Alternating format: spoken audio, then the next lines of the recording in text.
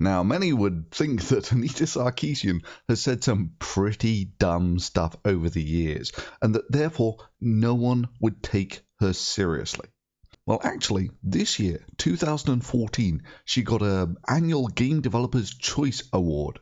Specifically, the Ambassador Award honoring someone who is helping video games advance to a better place through advocacy or action is going to a media critic, Anita Sarkeesian, creator of Feminist Frequency, a video series that deconstructs representations of women in game and pop culture narratives. Wow, that's impressive. I mean, there really aren't many towering intellectuals who could lay claim to the title of a media critic. But what would it look like if men acted like feminists in deconstructing the representations of men in pop culture narratives? Well, I think it would look a little something like this. So I got a lot of feedback from privileged women on my last video about why men shouldn't be used as sought practice by females. This was mostly from women in denial about the serious, socio-ableist oriented, neo-gendered boundary integrity issues that this problem causes. Firstly, they need to educate themselves on that it's possible to both enjoy a media while simultaneously being critical of its more pernicious aspects. That's why I always ensure that ratings and comments are disabled for your comfort and convenience. After all, I am telling you the truth, and only man-haters would want to allow those telling man-hating lies to confuse the clarity of what I am telling you. This is why we need brotherly broadcast videos to be taught without opposition in schools, classrooms, and even universities. It's only fair. In this sense, it's good for us to remember that we are all influenced by the media we watch in a way that closely resembles homeopathy. While it may be comforting to think that we all have a personal force field protecting us from outside influences, this is simply not the case. Scholars sometimes refer to this type of denial as the third-person effect, which is the tendency for people to believe that they are personally immune to media's effects, even if others may be influenced or manipulated.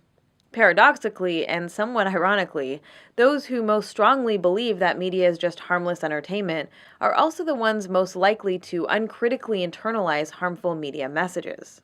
In short, the more you think you cannot be affected, the more likely you are to be affected. That is, the less you think you are affected, the more likely you are to be affected. I mean, check out the extensive citations below, and you'll see that I'm telling you the complete, academic, honest truth. But maybe that's not enough for some people. Maybe there are some out there who say, I've watched Star Wars 100 times. I've never even once thought about turning into a Dark Lord of the Sith. Or I've watched The Matrix 1,000 times, and no matter how much I think that it's a fantasy, I still can't dodge the bullets. Well, facts really aren't relevant here, because I'm citing feminist research. Specifically, over $30,000 of feminist research. In short, the more you think you cannot be affected, the more likely you are to be affected. The first thing that you have to realize is just how much these games objectify men. Again and again, the men in these games are just portrayed as objects to be acted on.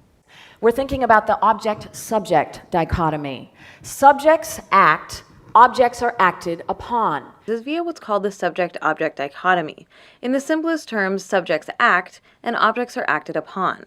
The subject. Subjects act while objects are acted upon. Now I know you're thinking, crazy Lacey, what's this got to do with sexuality? And the answer is everything. Because once something has been turned into an object, violence against that object becomes intrinsically permissible. Now, I know there will be many out there who will say, that's absurd. I mean, everyone knows that the streets are full of cars, which are objects. But if you try to smash those objects up, you'll get arrested for vandalism. Because just because something is an object, that doesn't mean that violence against it is acceptable. Well, once again, facts are really not relevant here, because I'm citing feminist research.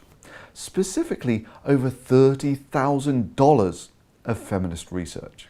Once a person is reduced to the status of objecthood, violence against that object becomes intrinsically permitted. The pattern of having men turned into objects by women such that they can be dehumanized and objectified such that the protagonist women in question can shoot them, hack them, or simply throw them to their deaths is widespread in popular culture. It even encourages females to throw both old men and young male children off towers. Now, the more observant among you might say, but the video you just showed a man throwing a young boy off a tower. Yes, that's right, a man being puppeteered by feminist theory. Indeed, it's so widespread now that almost all games are orientated to fulfill this deeply seated female need. Women are meant to derive this perverse sense of pleasure from having males desecrate the bodies of unsuspecting male victims. It's a rush streaming from a carefully concocted mix of sexual arousal connected to having the subservient gender traitor males controlling and punishing representations of other males. In my previous analysis, I came to the clear academic conclusion that men killed by women is actually due to the influences of feminist theory in the mainstream media, such as movies and interactive media such as games. And now we find that feminist theory is actually also responsible for all men being killed by men. That is, feminist theory is directly responsible for all the violent killings of men in the world. This is clearly a very serious issue and requires immediate action. Not just sitting around and talking about it, but to take action. I mean, we could all sit around here whining all day and it won't achieve anything. This requires something serious, not just talk, something radical, something totally different from complaining, something dramatic, I don't know, maybe as severe as a hashtag. Or better still, we can get this subject unpacked and deconstructed by a pop culture critic such as myself, because we all know that pop culture critics are the intellectual gods of our time, and we all know that if you want something doing properly, that's where you should go. I just want men to be whole, complete, non-disposable characters in movies, and not to be shot, stabbed, or disposed of by women, or by men who have been subverted by the detrimental normalizations of feminist theory. Is that really such a big thing to ask from the movie and gaming industry? I mean, I don't care that people say this would make a really dull game and that no one would want to play it. And I don't care that people say that it would be an economical failure, because we all know that economic viability is just another one of those buzzwords that is used by feminists so that they can continue making these computer games with their erotic fantasies about getting men to kill other men. You just don't know what it's like to be a man, knowing that any woman out there might use you for sword practice. And yet women still pretend this is not a big social problem. Well, I think we should end this. Don't tell me not to dress like an interchangeable target. Teach women not to kill. Or better still, don't tell me to sleep with one eye open. Teach women not to stab people to death in their sleep. Like in the film Basic Instinct. Now, I know there will be many women out there who will try and distance themselves from this, saying, that's absurd, I would never stab you to death in your sleep because I saw it in a film. Well, that's exactly the sort of denial you would expect, because... Paradoxically, and somewhat ironically, those who most strongly believe that media is just harmless entertainment are also the ones most likely to uncritically internalize harmful media messages. In short, the more you think you cannot be affected, the more likely you are to be affected. That's right. The ones who say that they are least affected are the ones who are most likely to stab you to death in your sleep. Remember, this is what $30,000 of feminist research looks like. So it must be true. Women simply can't understand what it's like to be used for sword practice because of their privilege.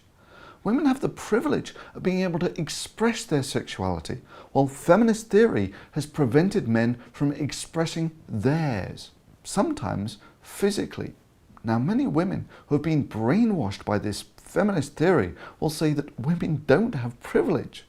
Well, yes, of course you can't see your privilege. That's like being raised your whole life in a red room and then being taken out of that red room and being asked to describe what the colour red looks like. But just because you can't see your privilege, that doesn't mean that it doesn't exist. And you doubling down and denying your privilege, or even worse, asking me for evidence for it, is simply making the issue worse. And this is the reason why I make these videos on manlyism. And brotherly broadcast videos have been used in classrooms, high schools, universities, and even presidential speeches. Many a times I've received thank you notes from parents who have used this material to educate their daughters how stabbing a vulnerable man to death in his sleep with an ice pick is bad. Remember, don't teach me to take precautions with my safety. Teach your daughter not to stab people. And with all this female privilege, is it any wonder that they're incapable of understanding how hard it is to be a man? In short, if you're a woman, you are unqualified to tell a man what his oppression feels like. And no matter how much you feel the need to femisplain why using men as target practice is just harmless fun, you just need to shut up and listen. You need to educate yourself on what it's like to be a man. I mean, this is manlyism 101 here. We need you to become manlyists. The radical belief that men shouldn't be used for female sword practice. Because if you're not a manlyist, then you're a bigot, a sexist bigot. I mean, there is nothing in between. I often say if you're not a feminist, then you're a bigot. I mean, there is nothing in between.